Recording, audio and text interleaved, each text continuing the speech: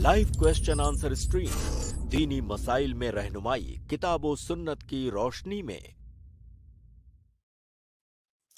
अस्सलामु अलैकुम वरहमतुल्लाहि वबरकातुहू। नाजरीन, आप तमाम नाजरीन का मैं शुक्रिया अदा करता हूँ और इस्तकबाल करता हूँ। अस्सलामु अलैकुम वरहमतुल्लाहि वबरकातुहू। जैसे कि आप जानते हैं, इस प्रोग्राम में हम आपके सवालों के जवाबात आप तक पहुंचाने की कोशिश करते हैं। नाजरीन, हमारा टॉपिक चल रहा है निकाह से रिलेटेड।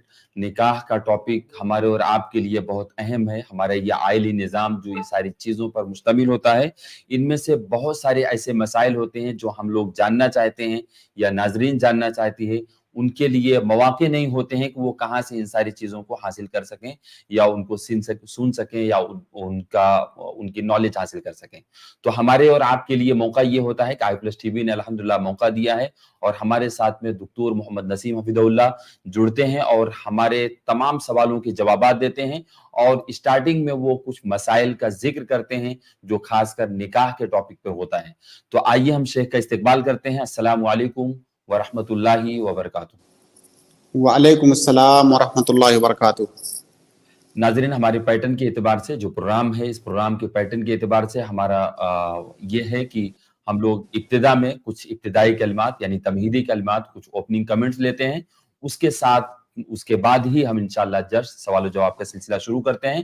तो आज भी हम इंशाअल्लाह शेख का ओपनिंग कमेंट्स लेंगे, उसके बाद सवाल और जवाब का सिलसिला शुरू करेंगे। तो हम शेख से रिक्वेस्ट करते हैं कि शेख ओपनिंग कमेंट्स इंशाअल्लाह देंगे। बिस्मिल्लाहिर्रहमानिर्रहीम। अल्हम्दुलिल्लाहि रब्बिल आलमीन वस्सलातु वस्सलामु अला नबिय्यिना मुहम्मद व अला आलिहि व सहबिहि अजमाइन। अम्मा बाद, रब्बि इश्रह ली सदरी व यस्सिर ली अमरी वहलुल उक़दतम मिन लिसानी यफ़क़हू क़ौली। मोहतरम नाजरीन, गुज़श्ता कई हफ्तों से निकाह के मसाइल से मुताल्लिक़ हम गुफ्तगू कर रहे हैं और निकाह के इब्तिदाई बहुत सारे मसाइल के बारे में हम गुफ्तगू कर चुके हैं। गुज़श्ता इतवार को हमने निकाह के एक बहुत ही अहम मसले पर अपनी गुफ्तगू की इब्तिदा की थी, जिसको हम मुकम्मल नहीं कर सके थे। वो मौजू ये था कि हमारी शरीयत ने कुछ औरतों से निकाह करने को हमेशा हमेश के लिए हराम करार दिया है। यानी कुछ औरतें ऐसी हैं जिनसे हम किसी भी हालत में शादी नहीं कर सकते और इन औरतों को शरीयत की इस्तिलाह में मुहर्रमात अबदिया कहा जाता है। यानी वो औरतें जिनसे कभी भी निकाह करना ये जायज नहीं है। इसी तरह से कुछ ऐसी औरतें हैं जिनसे वक्ती तौर से हम निकाह नहीं कर सकते, एक खास मुद्दत तक उनसे निकाह नहीं कर सकते। कुछ खास कंडीशंस होती हैं जिनकी वजह से उनसे निकाह नहीं कर सकते। अगर वो कंडीशंस दूर हो जाएं तो उनसे निकाह कर सकते हैं। उन्हें मुहर्रमात मुअक्कता कहते हैं, यानी वक्ती तौर से उनसे निकाह करना हराम होता है। तो इन मसाइल के सिलसिले में हमने गुफ्तगू की इब्तिदा की थी और हमने ये अर्ज किया था कि वो औरतें जिनसे हमेशा हमेश के लिए निकाह करना ये हराम है, इस हुर्मत के 3 असबाब होते हैं। पहला सबब होता है कि कुछ औरतें ऐसी हैं जिनका ताल्लुक हमारे नसब से होता है, यानी नसब की वजह से उनसे निकाह करना हराम होता है। और उन औरतों का जिक्र मैंने इससे पहले के दर्स में किया था। दूसरा सबब होता है जिसकी वजह से किसी औरत से हमेशा हमेश के लिए निकाह करना हमारे लिए हराम हो जाता है। वो सबब है ससुराली रिश्ता, अरबी में उसको मुसाहरत बोलते हैं। तो कुछ ससुराली रिश्तेदार औरतें ऐसी हैं जिनसे हमेशा हमेश के लिए हमारा शादी और निकाह करना ये हराम होता है। और ये औरतें 4 तरह की हैं। 4 तरह के ससुराली रिश्ते औरतों के साथ हमारे ऐसे होते हैं जिनसे हम कभी भी जिंदगी में कभी भी उनसे निकाह नहीं कर सकते, वो हमेशा हमेश के लिए हमारे लिए हराम होती हैं। पहली किस्म क्या है? पहली किस्म है आपकी बीवी की जो माँ है, आपकी बीवी की माँ यानी आपकी सास, آپ کی ساس آپ کے لیے ہمیشہ ہمیشہ کے لیے حرام ہوتی ہے، آپ اس سے کبھی بھی شادی نہیں کر سکتے۔ جب آپ نے کسی لڑکی سے شادی کر لیا تو نکاح ہوتے ہی اس کی جو ماں ہے وہ آپ کی ساس ہو گئی۔ ہم اردو میں ساس کہتے ہیں، عربی میں ام الزوجہ، بیوی کی ماں۔ تو جو بیوی کی ماں ہے، نکاح کرتے ہی جیسے ہی آپ نے اپنی بیوی سے نکاح کیا، اس کے فوراً بعد اس کی ماں ہمیشہ ہمیشہ کے لیے آپ کے لیے حرام ہو گئی۔ اب کبھی آپ آگے کبھی بھی مستقبل میں اپنی بیوی کی ماں سے نکاح نہیں کر سکتے، چاہے آپ کی بیوی کی رخصتی آپ کے ساتھ ہوئی ہو یا نہ ہوئی ہو۔ یعنی فقط اگر نکاح ہو گیا کسی لڑکی سے آپ کا، تو فقط نکاح کی بنیاد پر اس لڑکی کی ماں آپ کے لیے ہمیشہ ہمیشہ کے لیے حرام ہو جائے گی۔ اور ماں کے اندر اس کی سگی ماں داخل ہے، اس کی دادی داخل ہے، اس کی نانی داخل ہے، اور پھر اوپر جتنے بھی رشتے ہیں جو ماں کے زمرے میں آتے ہیں، وہ ساری عورتیں آپ کے لیے حرام ہوں گی، آپ ان سے کبھی بھی شادی نہیں کر سکتے۔ یہاں پر ایک بات آپ اور یاد رکھیں کہ جب آپ کی ساس آپ کے لیے ہمیشہ ہمیشہ کے لیے حرام ہے، تو اس کا مطلب یہ بھی ہوا کہ آپ کی ساس کا آپ سے پردہ نہیں ہے۔ جو عورت آپ کے لیے ہمیشہ ہمیشہ کے لیے حرام ہے، اس سے آپ کا پردہ نہیں ہے، وہ آپ کے سامنے آ سکتی ہے۔ تو پہلی عورت ہوئی سسرالی رشتے میں ساس، جس سے کبھی بھی شادی کرنا آپ کے لیے جائز نہیں ہے، اور وہ آپ سے پردہ بھی نہیں کرے گی۔ دوسری عورت جس سے ہمیشہ ہمیشہ کے لیے شادی کرنا ناجائز ہے، حرام ہے سسرالی رشتوں میں، وہ ہے آپ کے والد کی بیوی۔ آپ کے والد کی بیوی سے مراد آپ کی ماں نہیں ہے۔ اگر آپ کی ماں ہوتی تو ہم اس کو ڈائریکٹ ماں کہتے، اور اگر وہ ماں ہوتی تو ہم اس کو نسب والا رشتہ کہتے۔ آپ کے والد کی بیوی سے مراد آپ کے والد صاحب نے کوئی دوسری شادی کی، آپ کی ماں کے علاوہ کسی اور عورت سے آپ کے والد نے شادی کی۔ اب جب آپ کے والد نے کسی عورت سے شادی کر لیا، نکاح کرتے ہی وہ عورت ہمیشہ ہمیشہ کے لیے آپ کے لیے حرام ہو جائے گی۔ آپ کے والد کی بیوی یا اس عورت کی دادی نانی، وہ سب آپ کے لیے ہمیشہ ہمیشہ کے لیے حرام ہو جائیں گی۔ وہ آپ کی ماں نہیں ہے، لیکن جس طرح سے آپ کی ماں آپ کے لیے حرام ہوتی ہے، تو آپ کے والد کی بیوی بھی آپ کے لیے ہمیشہ ہمیشہ کے لیے حرام ہے، چاہے رخصتی ہوئی ہو یا فقط نکاح ہوا ہو، وہ آپ کے لیے ہمیشہ ہمیشہ کے لیے حرام ہے۔ تیسرا رشتہ ہے آپ کے بیٹے کی بیوی، یعنی آپ کی بہو۔ اور یہاں بیٹے سے مراد آپ کا بیٹا ہے، آپ کا پوتا ہے، وہ سب آپ کے بیٹے کہلائیں گے۔ یعنی چاہے آپ کے بیٹے کی بیوی ہو یا آپ کے بیٹے کی بیوی ہو، وہ اور آگے آپ جائیں، جتنے رشتے ہیں وہ تمام رشتے اس میں داخل ہیں۔ تو آپ کی بہو، اردو زبان میں ہم بہو بولتے ہیں، آپ کی بہو آپ کے لیے ہمیشہ ہمیشہ کے لیے حرام ہے۔ اور یہاں پر بھی فقط نکاح یہ حرمت ثابت کرنے کے لیے کافی ہے۔ جب آپ کے بیٹے کی شادی کسی لڑکی سے ہو گئی، ابھی چاہے نکاح ہی فقط ہوا ہے، رخصتی نہیں ہوئی ہے، تب بھی وہ عورت آپ کی بہو ہمیشہ ہمیشہ کے لیے آپ کے لیے حرام ہے۔ اب آگے چل کے مان لیجئے آپ کا بیٹا اس کو طلاق دے دیتا ہے، تب بھی آپ کے لیے اس عورت سے شادی کرنا یہ جائز نہیں ہوگا۔ جس طرح سے آپ کی بیٹی ہمیشہ ہمیشہ کے لیے حرام ہے، اسی طرح سے آپ کی بہو آپ کے لیے ہمیشہ ہمیشہ کے لیے حرام ہے، اس سے آپ کبھی بھی شادی نہیں کر سکتے۔ یہ تیسرا رشتہ ہوا۔ چوتھا رشتہ جو سسرالی رشتہ ہے اور حرام ہے، وہ ہے ربیبہ۔ اس کو عربی میں ربیبہ کہتے ہیں۔ آپ نے کسی ایسی عورت سے شادی کیا کہ اس عورت کے پاس پہلے سے کسی اور شوہر سے ایک بچی موجود ہے، ایک بچی یا زائد بچیاں موجود ہیں، تو آپ کی بیوی کے پاس جو پہلے شوہر سے کوئی بچی موجود ہے، اس کو عربی زبان میں ربیبہ کہا جاتا ہے، قرآن کی زبان میں اس کو ربیبہ کہا جاتا ہے۔ جب آپ نے کسی عورت سے شادی کر لیا تو اس عورت کی جو بیٹی ہے وہ بیٹی آپ کے لیے ہمیشہ ہمیش کے لیے حرام ہو گئی. اسی طرح سے اگر اس عورت کے پاس کوئی بیٹا ہے اور اس بیٹے کی کوئی بیٹی ہے تو وہ بھی آپ کے لیے ہمیشہ ہمیش کے لیے حرام ہو گئی. تو آپ کی بیوی کے پاس جو بیٹی ہے پہلے شوہر سے, وہ بیٹی ربیبہ کہلائے گی اور آپ کے لیے ہمیشہ ہمیش کے لیے وہ حرام ہوگی.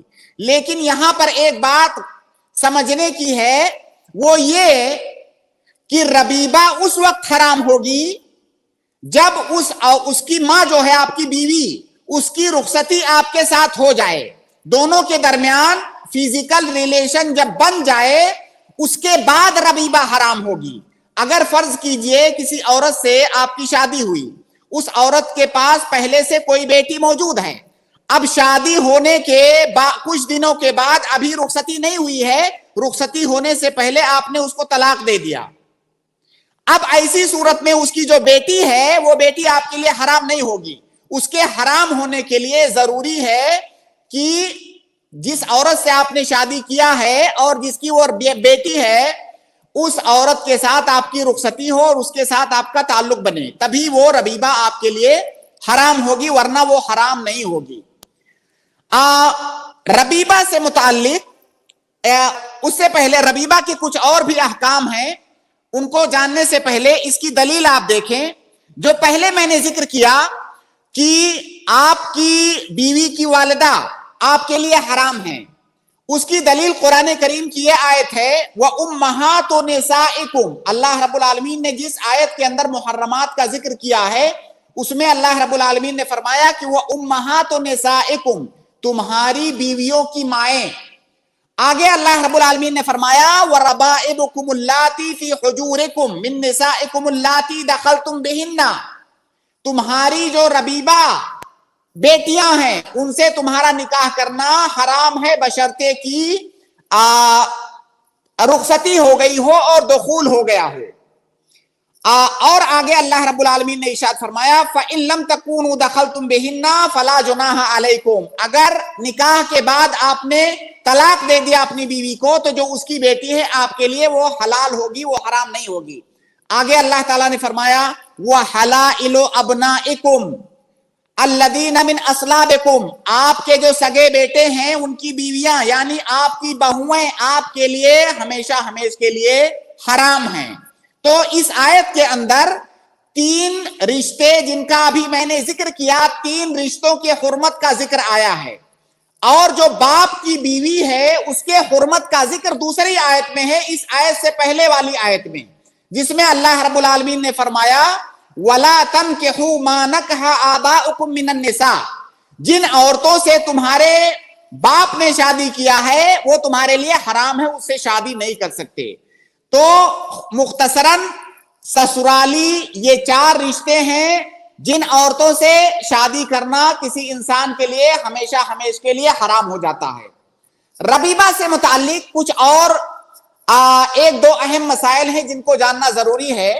آپ نے کسی عورت سے شادی کیا, پہلے سے اس کی کوئی بیٹی موجود ہے, اب وہ عورت آپ کے گھر میں آ گئی, آپ کا ریلیشن اس سے بن گیا, اب اس کی بیٹی جو ہے ہمیشہ ہمیش کے لیے آپ کے لیے حرام ہو گئی. لیکن وہ جو ربیبہ ہے آپ کی, وہ آپ کی بیٹی نہیں ہے. اگر وہ آپ کے لیے حرام ہے تو آپ یہ نہ سمجھیں کہ وہ آپ کی بیٹی ہے, آپ کا نام اس کو نہیں دیا جائے گا, آپ کی وہ وارث نہیں ہوگی, اس کا خرچہ آپ کے اوپر واجب نہیں ہے, یا اسی طرح سے اس کے اوپر واجب نہیں ہے کہ وہ آپ کی خدمت کرے, آپ کی اطاعت کرے. یعنی جو رشتہ باپ بیٹی کے درمیان ہوتا ہے وہ تمام احکام یہاں پر لاگو نہیں ہوں گے, فقط وہ جو حرمت کا رشتہ ہے وہ رشتہ قائم ہوگا. لیکن اگر کوئی آدمی اپنی ربیبہ کی پرورش کرتا ہے, اس کے اوپر خرچ کرتا ہے اور اس کی اچھی تربیت کرتا ہے تو ظاہر ہے اس میں کوئی شک نہیں ہے کہ اس کو انشاءاللہ اجر ملے گا, لیکن اس کے اوپر واجب نہیں ہے. تو نہ تو ربیبہ کو اس کا نام دیا جائے گا, نہ تو ربیبہ کے اوپر خرچ کرنا اس کے لیے واجب ہوگا, نہ تو ربیبہ اور اس کے درمیان نہ تو میراث کا تعلق بنے گا کہ وہ اس کی وارث بنے گی, وہ اس کا وارث بنے گا, ایسا کوئی تعلق نہیں بنے گا. फकत दोनों के दरमियान हुर्मत का रिश्ता कायम होगा। ये पहला मसला। दूसरा एक मसला और बहुत जरूरी है जानना, वो ये कि जो आपकी रबीबा है, आपकी बीवी की बेटी पहले शौहर से, वो आपके लिए हराम है। आपके घर के जो दूसरे अफराद हैं, जैसे आपका बेटा है, आपके बेटे के लिए हराम नहीं है। मान लीजिए आपने एक औरत से शादी किया, वो औरत पहले से उसके पास बेटी है किसी शौहर से, वो बेटी लेकर के आपके घर आई, तो वो जो बेटी है आपके लिए हराम है, आपके बेटे के लिए हराम नहीं है। लिहाजा आपके बेटे से उसको पर्दा करना होगा, और आपका बेटा अगर मुस्तकबिल में आपकी रबीबा से शादी करना चाहे तो आपके बेटे के लिए उससे शादी करना ये जायज होगा। लिहाजा ऐसा ना समझे कि वो मुकम्मल तौर से आपकी बेटी है और आपके जो बेटे हैं वो उसकी बहनें हैं। नहीं, बहन भाई का रिश्ता नहीं होगा। वो जो आपकी रबीबा है आपके बेटों के लिए हलाल होगी, लिहाजा उनसे पर्दा भी करना है आपके बेटों से, आपकी रबीबा को। तो ये चंद अहम अहकाम हैं उन औरतों के बारे में जिनका ताल्लुक ससुराली रिश्ते से है और जो आपके लिए जिनसे शादी करना हमेशा के लिए हराम है। इंशाअल्लाह इससे अगले दर्स में हम गुफ्तगू करेंगे तीसरे सबब के बारे में, यानी वो तीसरा सबब जिसकी वजह से किसी औरत से हमेशा के लिए शादी करना नाजायज हो जाता है, हराम हो जाता है, और वो सबब है रज़ाअत का, यानी दूध पीने का। कुछ रिश्ते ऐसे होते हैं जो दूध पीने की वजह से, पिलाने की वजह से जहां पर हुर्मत साबित हो जाती है, उसमें भी कई अहम मसाइल हैं। उस पर इंशाअल्लाह हम अगले दर्स में गुफ्तगू करेंगे। शुक्रन शेख, जज़ाकल्लाहु खैर, बारकल्लाहु फीक। बहुत अहम गुफ्तगू आपने रखी है अवाम के लिए भी, उलमा के लिए भी, तमाम लोगों के लिए, कि इन मसाइल को जानना हमारे और आपके लिए बहुत ज़रूरी होता है कि हम और आप ये जानें कि कौन से ऐसे रिश्ते हैं, कौन से ऐसे ससुराली रिश्ते हैं जिनसे निकाह करना हराम है और हमेशा के लिए हराम है, जिससे हम लोग शादी नहीं कर सकते हैं। तो इन चीज़ों की जानकारी हमारे और आपके पास होना चाहिए।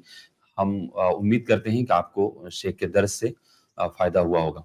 मैं सवाल जवाब का सिलसिला शुरू करता हूं। इससे पहले मैं एक बार तो फिर नाजरीन से रिक्वेस्ट कर रहा हूं कि जो लोग कमेंट बॉक्स में सवाल करते हैं या चैट कर रहे हैं, तो प्लीज उनसे गुजारिश है कि वो लोग डायरेक्ट स्ट्रीम यार्ड की लिंक पिन कर दी गई है, वहां से जुड़ें और वहां से जुड़ करके डायरेक्ट आकर के शेख मोहतरम से सवाल करें।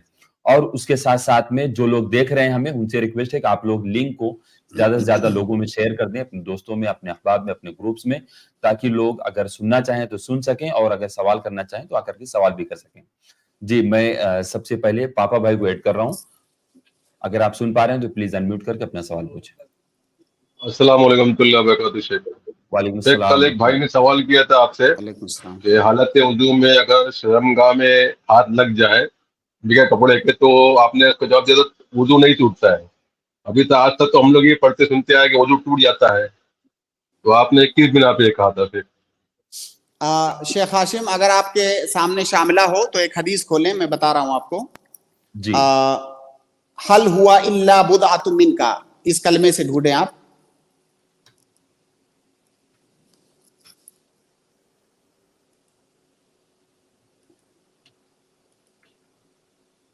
हल हुआ बुदअतुम, बुदअतुम मिनका।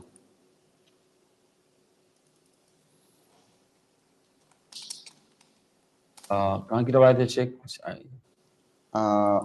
एक सेकंड, मैं खोल लेता हूं, कोई बात नहीं। भाई को हम हदीस सुना देते हैं ताकि थोड़ा उनको इत्मीनान हो जाए।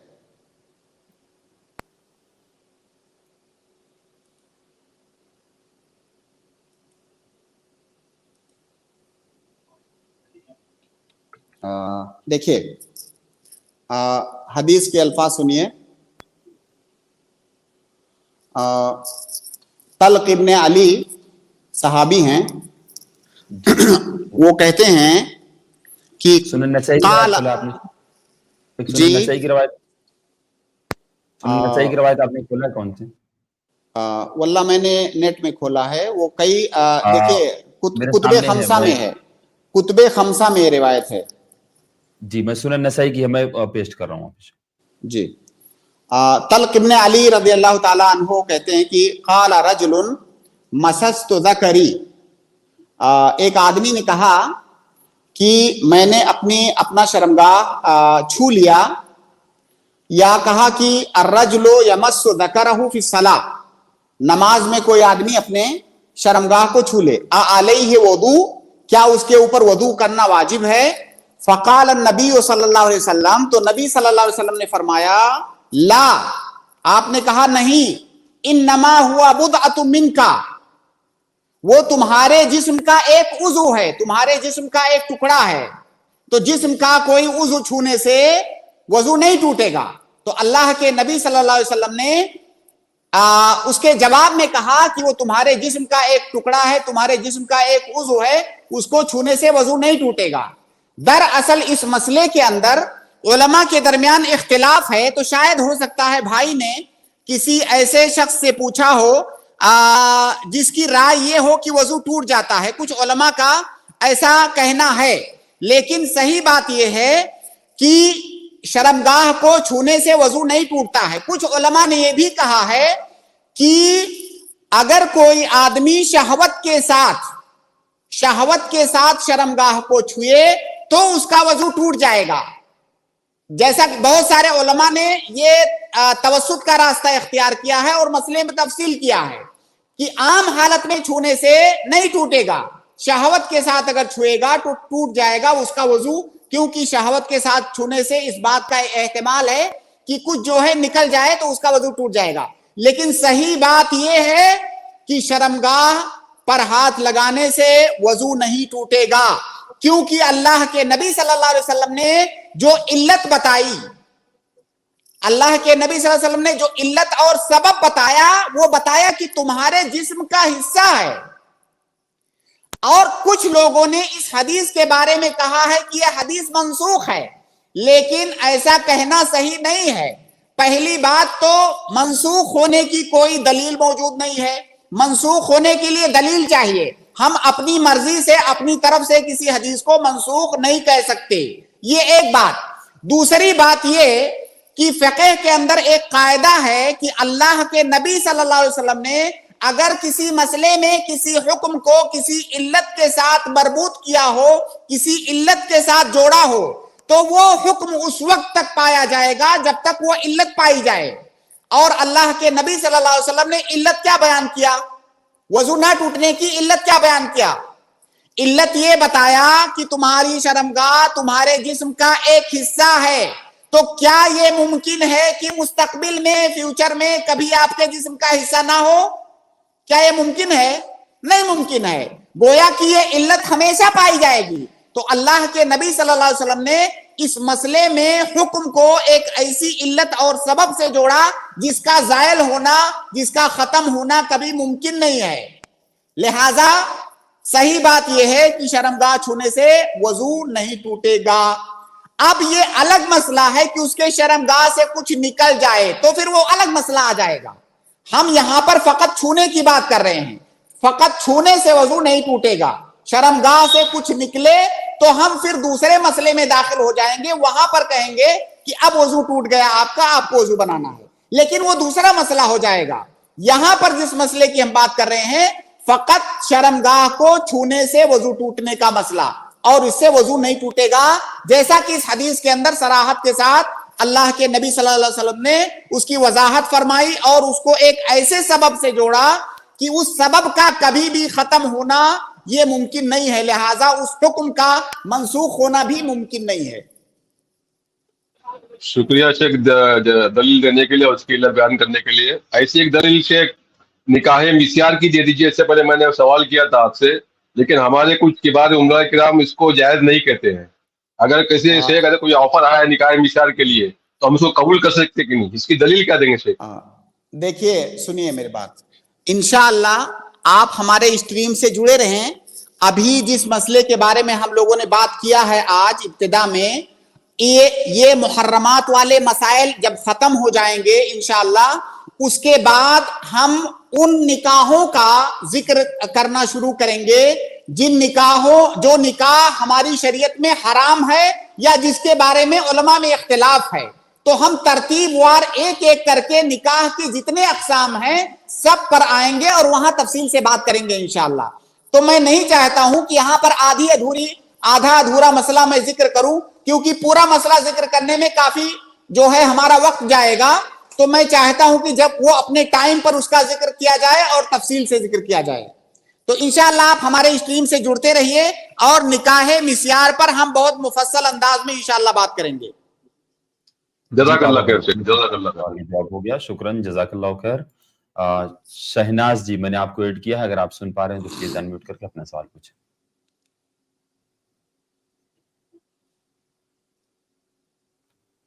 شہناز جی آپ میوٹ ہیں، انمیوٹ کریں. لگتا ہے میری آواز ان تک نہیں جا رہی ہے. میں نجم الہدا جی کو ایڈ کیا ہوں، اگر آپ سن پا رہے ہیں تو پلیز انمیوٹ کر کے اپنا سوال پوچھیں. السلام علیکم ورحمۃ اللہ. وعلیکم السلام ورحمۃ اللہ وبرکاتہ. وعلیکم السلام. شیخ میرا سوال ہے، جیسے کہ کوئی دکاندار ہے اور دکان کے اس کے آگے میں اسے کچھ پیسہ گرا ہوا اگر مل جائے تو اور اسے کوئی ڈھونڈنے والا پتہ کرنے والا کوئی نہیں آئے تو اس پیسے کو وہ آدمی دکاندار وہ کیا کرے؟ ٹھیک ہے، پہلے آپ یہ بتائیے کہ وہ پیسہ کتنا ہے، پھر میں انشاءاللہ اس کو تفصیل سے بتاتا ہوں آپ کو.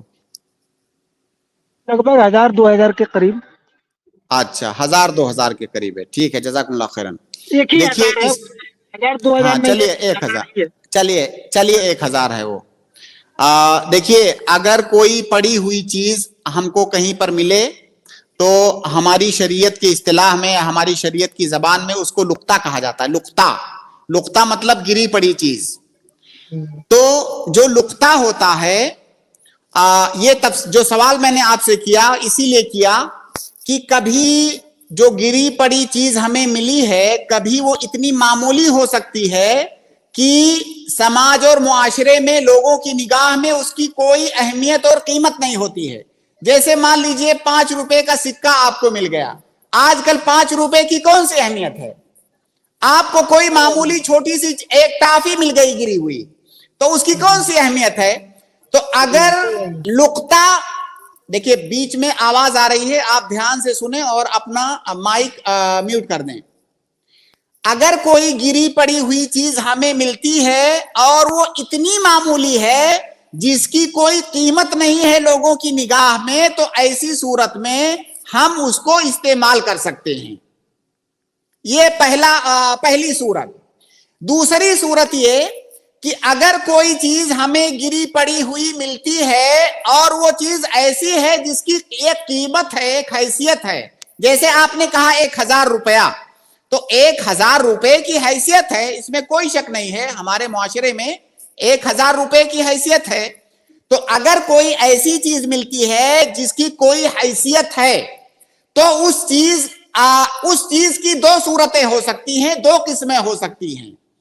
ایک قسم تو یہ ہو سکتی ہے کہ وہ چیز ایسی ہے کہ اگر ہم نے اس کو وہاں سے نہیں اٹھایا تو وہ چیز ضائع ہو جائے گی یا کسی غلط آدمی کے ہاتھ میں وہ چیز لگ جائے گی.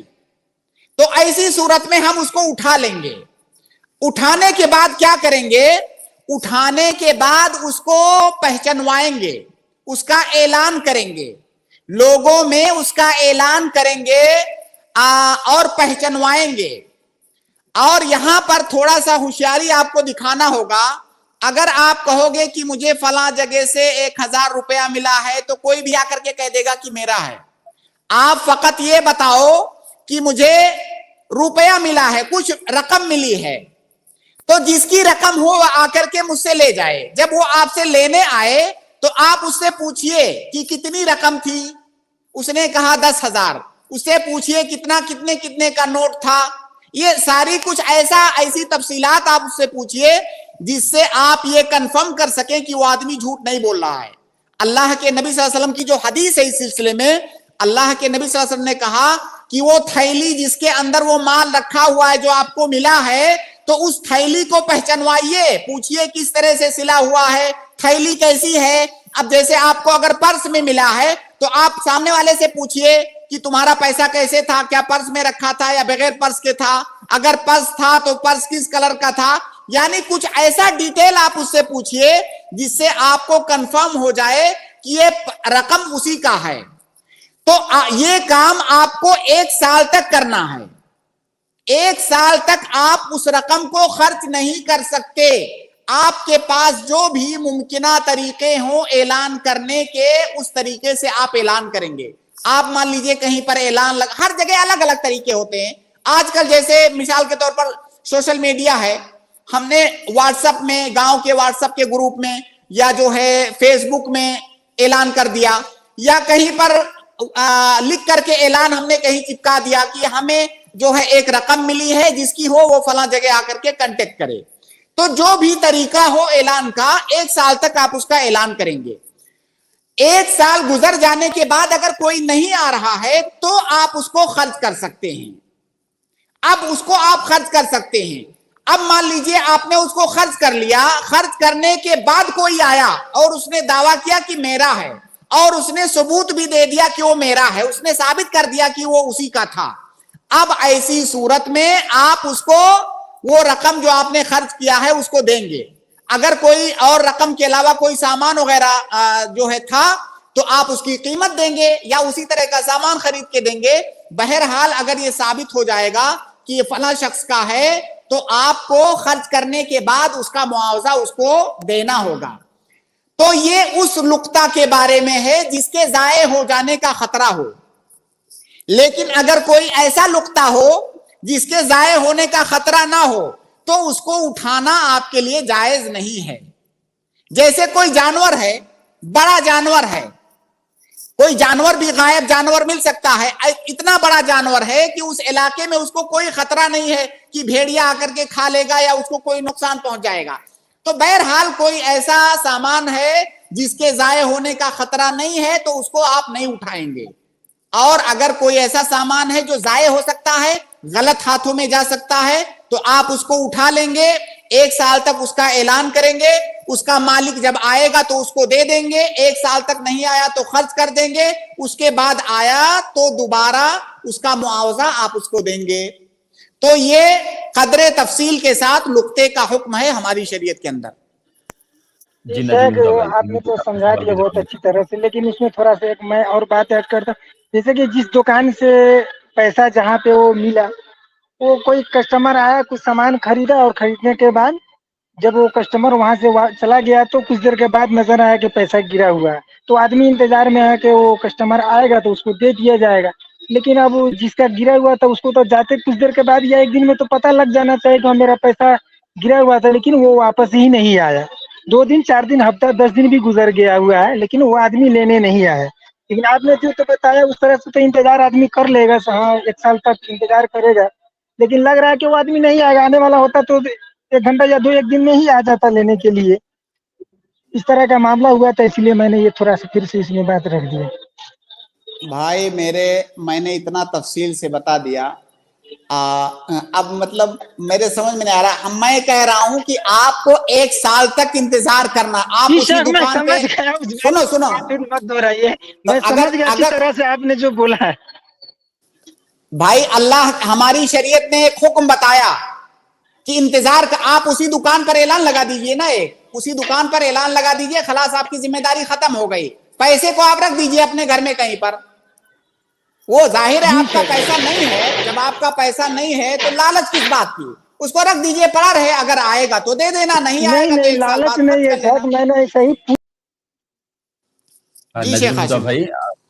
नजमुल हुदा भाई, शेख की बात आप सुने। आपको आर्गुमेंट मतलब कोई ऐसा नहीं है कि जिसमें आपको मतलब कोई वजाहत देने की जरूरत है, आप वजाहत ना दें, बल्कि बहुत साफ क्लियर शेख ने आपके लिए मसला जिक्र किया है। एक तो जनरल मसला जिक्र किया, दूसरा आपके लिए स्पेसिफिक उन्होंने बताया है कि आप दुकान पे ऐलान लगा दीजिए, जब कोई इंसान आएगा, हो सकता है उसी का गिरा हो जो दुकान में कस्टमर आपका आया था, या हो सकता है कोई और आया हो, किसी और का भी गिरा हो। ऐसा नहीं कि आपने देखा है वहां पे उसी का गिरा हुआ।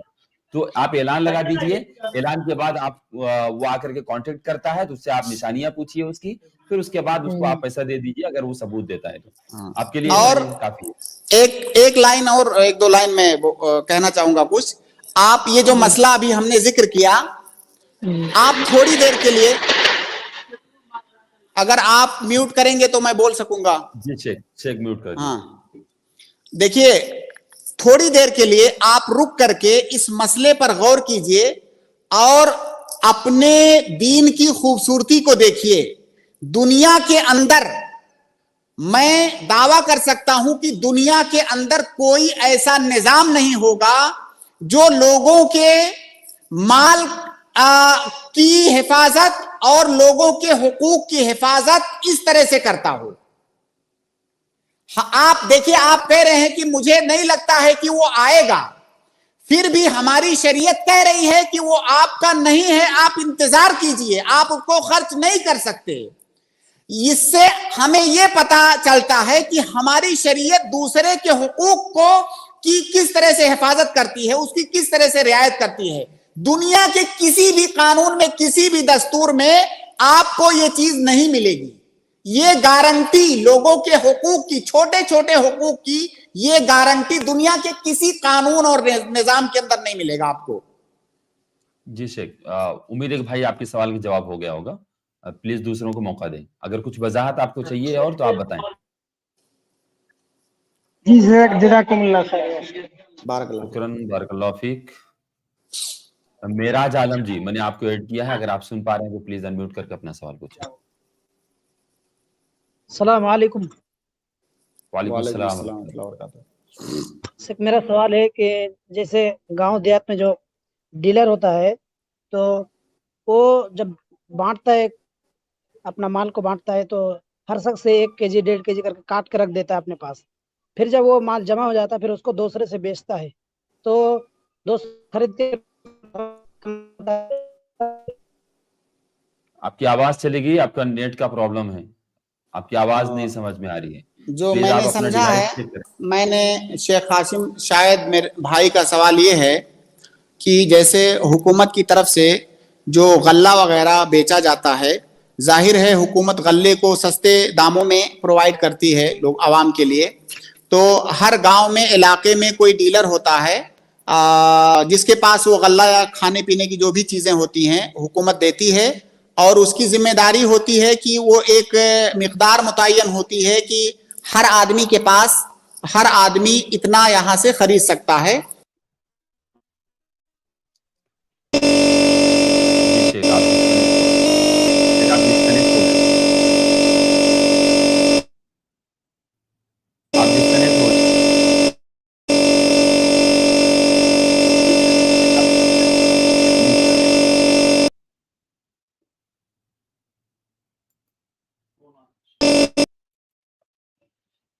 शेख, आपका डिवाइस में शायद मुझे लगता है फोन वगैरह कुछ आ गया है या कुछ प्रॉब्लम आई, तो साउंड में प्रॉब्लम है, तो मैंने आपको वो किया है, एग्जिट किया है, तो प्लीज आप दोबारा ज्वाइन कर लें।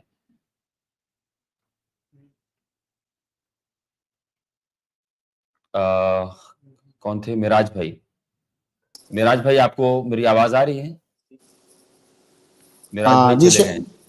जी शेख हाशिम जी, तो क्या उनके सवाल का जवाब मुकम्मल किया जाए?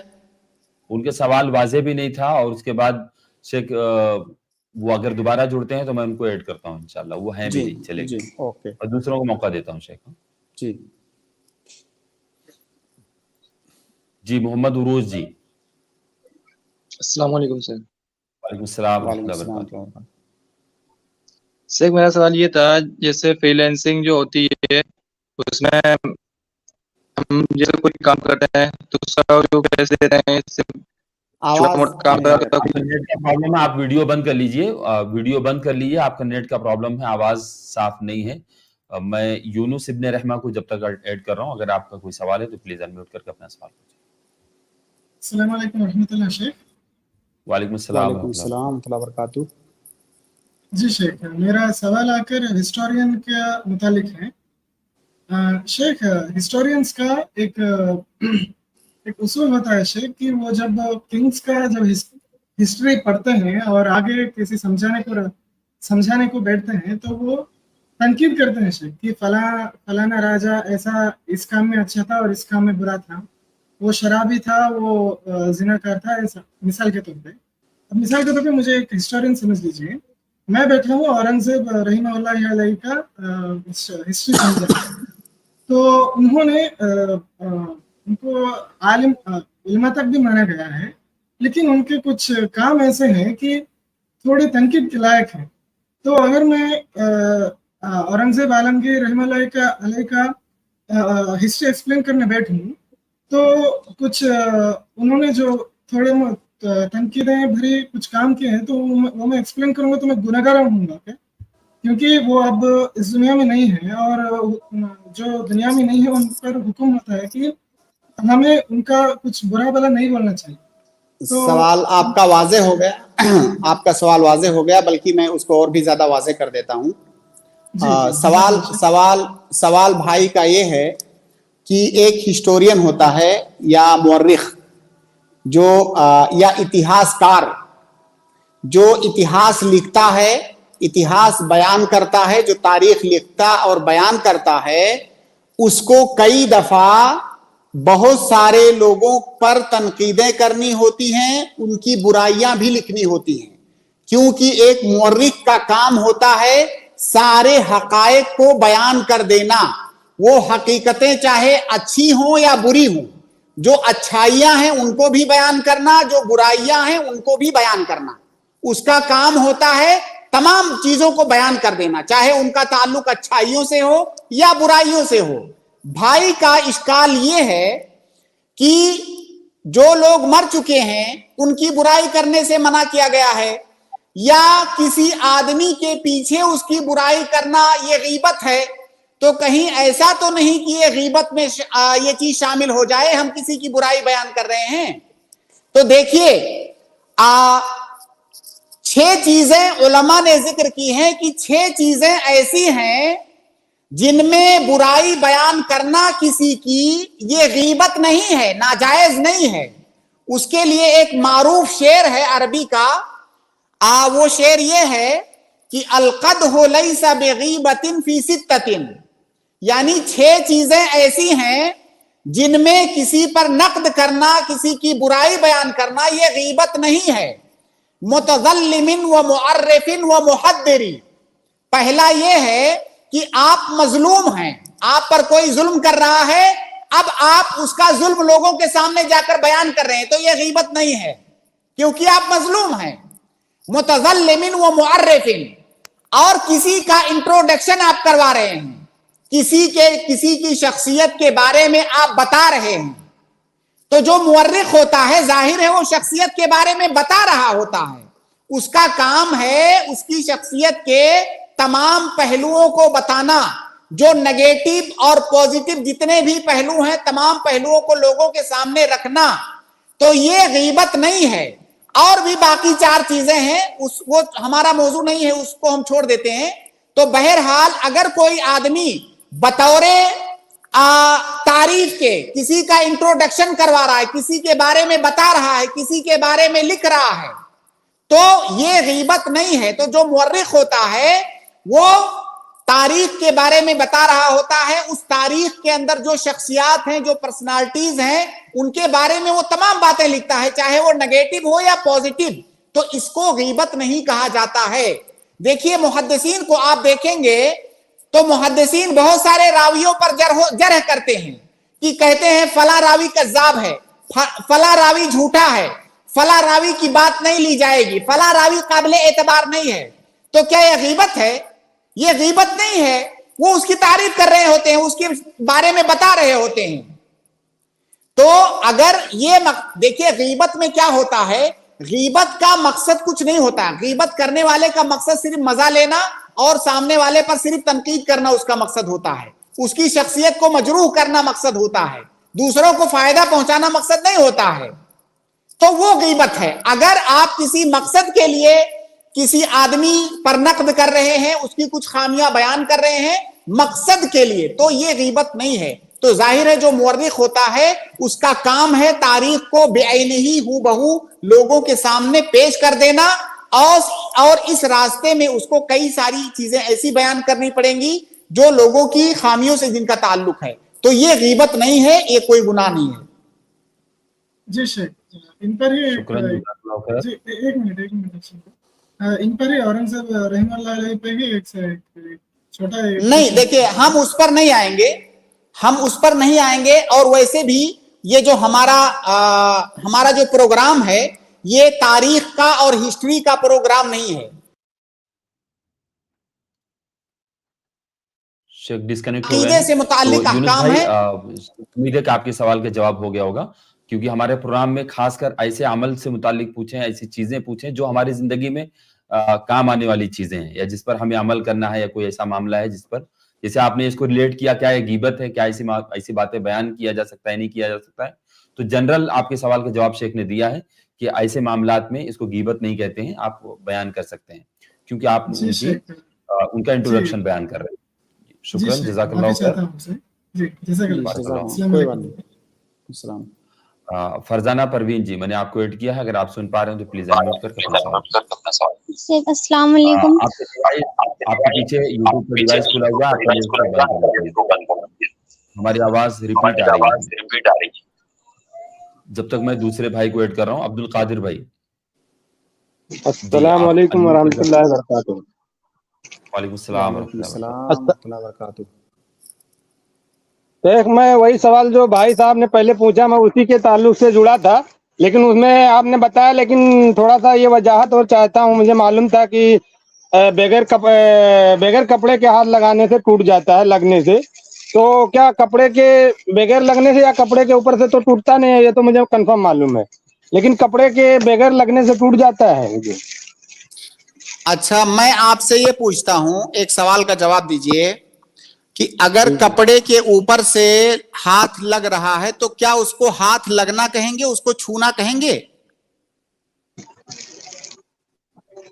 उसको छूना कैसे कहेंगे भाई? भाई छूना तो कहते हैं किसी चीज का लम्स होना, टच होना। तो जब कपड़ा है तो उसको लम्स कैसे कहेंगे? उसको छूना कहेंगे। आप ठीक है, अपनी जबान में आप कुछ भी कहो, लेकिन जब आप प्रॉपर जबान में जाओगे, जबान की बारीकियों को देखोगे, तो उसको छूना नहीं कहेंगे। तो वो तो ऐसे ही हमारे मसले से खारिज है। मसला उस वक्त है जब किसी हायल के बगैर, किसी हायल, बीच में कोई चीज हायल नहीं है, उसके बगैर अगर कोई छू ले तो असल मसला ये है। और जो हमने हुक्म बयान किया या हदीस के हवाले से जो हमने बात की, उसमें इसी मसले का जिक्र है कि अगर बगैर हायल के किसी ने छू लिया तो क्या उसका वजू टूटेगा कि नहीं। और अल्लाह के नबी सल्लल्लाहु अलैहि वसल्लम ने उसी के जवाब में कहा कि वजू नहीं टूटेगा। जी अब्दुल कादिर भाई, उम्मीद है कि आपके सवाल का जवाब हो गया होगा, क्योंकि स्टार्ट में भी शेख ने जवाब तो वजाहत लगभग हो ही गया है, लेकिन हम वो जो पूछे तो वही आलिम ही बताते, हमारे पास तो इतना इल्म है नहीं, इसके लिए हम आपसे सवाल कर रहे हैं कि बगैर कपड़े के लगने से टूट जाता है, इसमें किसी का इख्तिलाफ नहीं है। चीजों में देखिए, उलमा के एक उसूली बात आप ये जान लें कि उलमा के दरमियान में कभी इस तरह की चीजें इख्तिलाफ हो सकती हैं, उलमा के आपस में और राय मुख्तलिफ हो सकती है, नहीं, जो जिन्होंने बताया तो यही बताया कि इसमें बगैर कपड़े में तो किसी का इख्तिलाफ नहीं, कपड़े के साथ में इख्तिलाफ है, बाकी मुझे इतना इल्म है नहीं। भाई कपड़े के ऊपर से वो मसला बनता ही नहीं है, इसलिए उसको बीच में मत लाइए। वो मसला बनता ही नहीं है तो उसमें इख्तिलाफ की बात कहां से आएगी? मसला असल यही बनता है कि बगैर किसी हायल के छू ले तो क्या वजू टूटेगा कि नहीं, इसमें उलमा के दरमियान इख्तिलाफ है। और इसी वजह से जब मैंने देखा कि बाज नाजरीन के अंदर थोड़ी बेइत्मीनानी है, तो मैंने उस मसले की वो वजाहत की जो आम तौर से हो सकता है कोई आम आदमी वो कवायद ना समझ सके, वो उसूल, लेकिन फिर भी मैंने वो उसूल की रोशनी में उसको मसले को बताने की कोशिश की कि हमारी शरीयत के अंदर कुछ उसूल और जवाबित हैं। उन जवाबित की रोशनी में अगर आप देखेंगे तो यही राय सही है कि शर्मगाह छूने से वजू नहीं टूटता है, और मैंने हदीस की रोशनी में उसको आपको बताया। बारकल्लाहु फीक, जज़ाकल्लाहु खैर। फरजाना परवीन जी, मैंने दोबारा आपको ऐड किया है, प्लीज अनम्यूट करके अपना सवाल पूछें। अस्सलाम वालेकुम। मेरा सवाल है कि लेडीज जब नमाज पढ़ते हैं तो क्या अगर पैर का पंजा खुला हो तो नमाज हो जाता है? देखिए, मैं यहाँ पर आपको अपना ऑडियो आप म्यूट कीजिए। औरत का पूरा जिस्म, औरत को पूरे जिस्म का पर्दा करना है। نماز کے اندر اسے چہرہ اور ہاتھ کھولنے کی اجازت ہے. چہرہ اور ہاتھ سے مطلب ہتھیلی کھولنے کی اجازت ہے. اس کے علاوہ پورے جسم کو اسے ڈھکنا ہے. بلکہ ام سلمہ غالباً ام سلمہ رضی اللہ تعالی عنہا کی اس سلسلے میں ان کا اثر ہے، جو اللہ کے نبی صلی اللہ علیہ وسلم کی زوجہ ہیں، ان کا اثر ہے کہ اگر کوئی عورت اپنا پاؤں کھول کر کے نماز پڑھ رہی ہے تو اس کی نماز نہیں ہوگی. تو اس مسئلے کے اندر علماء میں اختلاف ہے، لیکن آپ اس اختلاف کو ایک سائیڈ رکھتے ہوئے آپ جو احتیاط والا پہلو ہے اس کو اپنائیے. نماز کے اندر آپ پاؤں کا جو پنجہ ہے اس کو بھی ڈھک کر کے نماز پڑھیے. یا تو آپ کا کپڑا اتنا لمبا ہو کہ زمین پہ وہ جا رہا ہو، ظاہر ہے اگر زمین پہ جا رہا ہے تو پاؤں ڈھکا رہے گا، یا پاؤں کے اندر اگر کوئی عورت موزہ وغیرہ پہنی ہے تب تو کوئی مسئلہ ہی نہیں ہے. تو بہرحال احتیاط کا پہلو یہی ہے، اختلاف سے بچتے ہوئے، کہ آپ پاؤں کو ڈھک کر کے نماز پڑھیں.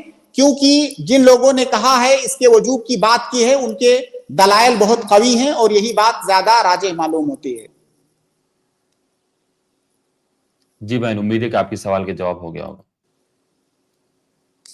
کاظم ڈی جی، میں آپ کو ایڈ کر رہا ہوں، اگر آپ سن پا رہے ہیں تو پلیز انمیوٹ کر کے اپنا سوال پوچھیں.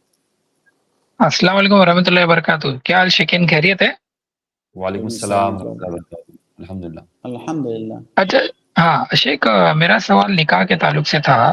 اگر کوئی ایسی لڑکی ہے جسے آپ نکاح کرنا چاہتے ہیں، جو ماشاءاللہ متقی پرہیزگار ہے، لیکن جب آپ اور ڈیپ میں جاتے ہیں اور اس کے عقیدے کا پتہ کرتے ہیں تو یہ پتہ لگتا ہے کہ عقیدہ جو ہے وہ برابر نہیں ہے. وہ اللہ کو ہر جگہ مانتی ہے اور اپنے ذات کے اعتبار سے، علم کے اعتبار سے نہیں. اور پھر کچھ ایسی کتابوں پہ اس کا ایمان ہے جس میں شرکیہ واقعہ ہے. تو اس طرح کے ایسا وہ کتابیں پر ایمان رکھتی ہے. اور جب آپ اس سے پوچھتے ہیں کہ آپ کو کس طرح کا ہسبینڈ چاہیے تو وہ کہتی ہے کہ ٹھیک ہے، مجھے تو مین کلمہ پڑھنے والا چاہیے اور جو نماز برابر پڑھے. عقیدے کے تعلق سے کہتی ہے اوکے 50-50 کوئی ایشو نہیں ہے. تو کس کو پہلا پریفرنس دینا چاہیے؟ کیونکہ آپ صلی اللہ علیہ وسلم کی حدیث ہے کہ دین کو پہلا پریفرنس دینا چاہیے. تو دین میں آئی تھنک پہلا عقیدہ آتا ہے. تو اس پہ تھوڑا وضاحت چاہتا ہوں شیخ میں. آپ نے جتنی بھی باتیں کی وہ ساری باتیں صحیح ہیں. دیکھیے، دین کو ہمیں مقدم رکھنا ہے. اللہ کے نبی صلی اللہ علیہ وسلم نے لڑکا یا لڑکی کے سلیکشن میں جو معیار بتایا وہ پہلا معیار ہے دین. تو دین کو ہمیں مقدم رکھنا ہے. اور دین میں بھی سب سے مقدم عقیدہ اور ایمان ہے. جو باقی اعمال کا مسئلہ ہے وہ بعد میں آتا ہے. سب سے پہلے عقیدہ توحید ہے. سب سے پہلے آپ عقیدہ توحید دیکھیں. اگر کسی انسان کا عقیدہ صحیح نہیں ہے، اس کا توحید صحیح سالم نہیں ہے، تو چاہے جتنا عمل کرے کوئی فائدہ نہیں.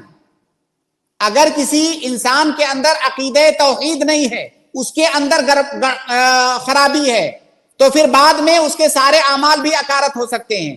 تو دین میں سب سے پہلے آپ عقیدہ کو، توحید کو دیکھیں اور دیکھیں کہ وہ اہل السنہ والجماعہ کے عقیدہ پر ہے کہ نہیں. تبھی اس کے بعد آپ دوسری چیزیں دیکھیں. اگر کوئی لڑکی اس طرح سے ہے جیسا کہ آپ نے بتایا، آپ اس سے شادی مت کیجئے، دوسری لڑکی ڈھونڈیے. یا آپ کوشش کیجئے اس کے گھر والوں کے تھرو یا جو بھی شرعی طریقہ ہے اس طریقے سے آپ کوشش کیجئے. شیخ پھر آپ سے ڈسکنیکٹ ہو گئے ہیں. شیخ آپ کی آواز نہیں آ رہی. شیخ آپ کی آواز نہیں آ رہی. شیخ نہیں، شیخ آپ کی آواز نہیں آ رہی ہے تو واپس سے آپ جوائن کریں. شیخ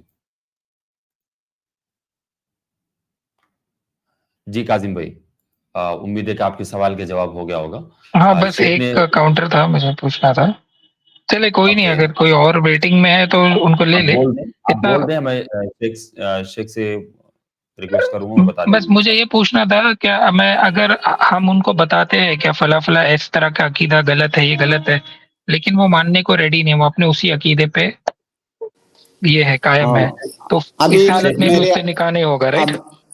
ابھی میری آواز آ رہی ہے شیخ؟ جی آواز. دیکھیے اللہ کے نبی صلی اللہ علیہ وسلم کی ایک معروف حدیث ہے جس میں معاذ بن جبل رضی اللہ تعالیٰ عنہ کا واقعہ ہے کہ اللہ کے نبی صلی اللہ علیہ وسلم نے ان کو دعوت دین کے لیے یمن بھیجا, وہاں کا والی بنا کر کے بھیجا. تو آپ نے ان کو کہا کہ انکا تأتی قوم من اہل الکتاب, کہا کہ تم ایسی جگہ جا رہے ہو جہاں اہل کتاب رہتے ہیں, یہود و نصارہ. تو سب سے پہلے ان کو جس بات کی دعوت دینا وہ توحید کی دعوت دینا. فَلْيَكُنْ أَوَّلْ مَا تَدْعُوهُمْ إِلَيْهِ شَهَادَةُ اللَّهِ إِلَهَ إِلَّا اللَّهِ, سب سے پہلے عقیدے توحید کی دعوت دینا. تو ہمارے دین میں توحید ہر چیز پر مقدم ہے, تمام چیزیں توحید عقیدے توحید کے بعد آتی ہیں. تو اس لیے آپ سب سے پہلے عقیدے توحید دیکھیں. اگر اس کا عقیدہ صحیح نہیں ہے تو آپ اس سے شادی نہ کریں. یہ ایک بات. آپ نے آخر میں جو اپنے سوال میں کہا کہ کیا اس سے ہمارا شادی کرنا جائز ہوگا کہ نہیں ہوگا, یہ مکمل طور سے الگ مسئلہ ہے. یہ مسئلہ اس لیے الگ ہے کہ اگر ہم یہ کہتے ہیں کہ اس سے شادی کرنا جائز ہی نہیں ہوگا, اس کا مطلب یہ کیا ہوگا؟ اس کا مطلب یہ ہوگا کہ ہم اس کو مسلمان نہیں مان رہے ہیں, اس کو کافر مان رہے ہیں, اس کی تکفیر کر رہے ہیں. تو پھر یہ دوسرا مسئلہ ہو جائے گا. اور تکفیر کرنے کے لیے جو تکفیر کے شروط و ضوابط ہیں ان کو دیکھنا پڑے گا, اور تکفیر کرنے کے لیے وہ لوگ آگے آئیں گے جو اس کے اہل ہیں.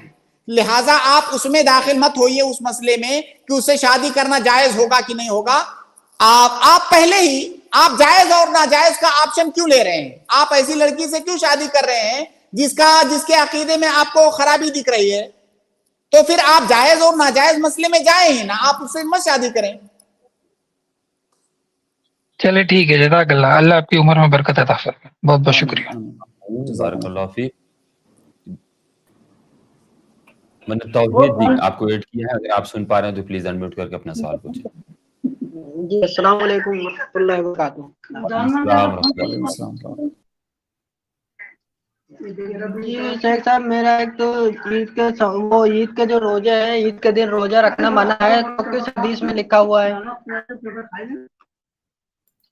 جی, عید کے دن روزہ رکھنا منع ہے, ہاں وہ کون سی حدیث ہے؟ صحیح مسلم میں دیکھے تھے تو اس میں دکھا بھی نہیں رہی. 1118 میں جو 5 منٹ کے مدرسے میں جو آتے ہیں شیخ صاحب, وہ بول رہے تھے.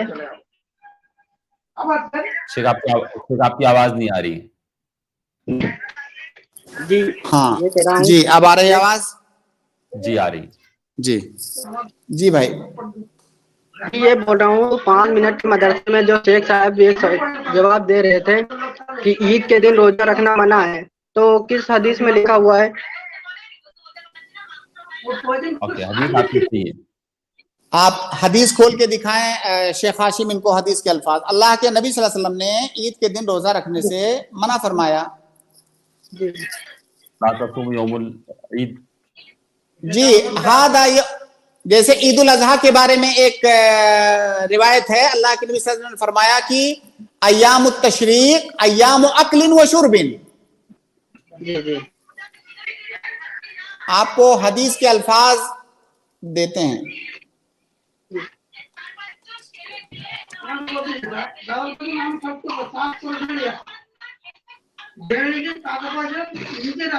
صحیح مسلم کی روایت ہے شیخ, یہ میں یہ پیش کر رہا ہوں, اسکرین پہ ہے شیخ. دیکھیے ایام التشریق ایام اکل و شرب. ایک حدیث ہے, ابو عبید مولا ابن ازہر قال شہدت العید مع عمر ابن الخطاب رضی اللہ عنہ فقال هذان يومان نهى رسول الله صلی اللہ علیہ وسلم عن صيامهما يوم فطركم من صيامكم واليوم الآخر تأكلون فيه من نسككم. سنا آپ نے؟ یہ صحیح بخاری اور مسلم کی روایت ہے کہ اس کا خلاصہ یہ ہے کہ عمر رضی اللہ تعالیٰ عنہ نے فرمایا کہ اللہ کے نبی صلی اللہ علیہ وسلم نے ان دونوں ایام کے روزے رکھنے سے منع فرمایا ہے. کون سے دونوں ایام؟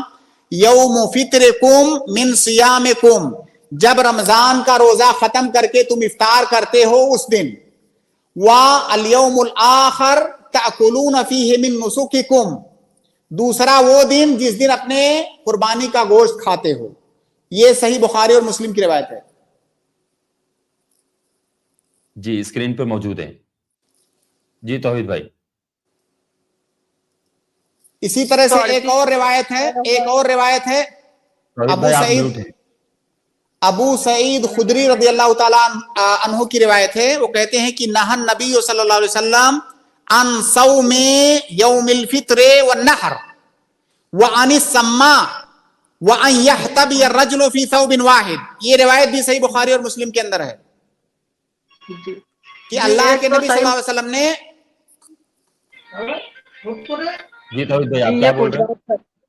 जी सही मुस्लिम में हदीस नंबर 1138 में दिखाया हुआ है, लेकिन मेरे को मिल नहीं रही है। बोल रहे थे भाई अल्लाह के बंदे आप जाकर के ढूंढ लेना, हदीस हमने पढ़ के सुनाया, आपको इत्मीनान हुआ कि नहीं आपको? हाँ वो ठीक है। हाँ खलास जी, अगला सवाल जी शेख। जज़ाकल्लाहु खैर, बारकल्लाहु फीक। मैं मोहम्मद दानिश जी आपको ऐड कर रहा हूँ, अगर आप सुन पा रहे हैं तो प्लीज अनम्यूट करके अपना सवाल पूछें। अस्सलाम वालेकुम रहमतुल्लाहि व बरकातुहू।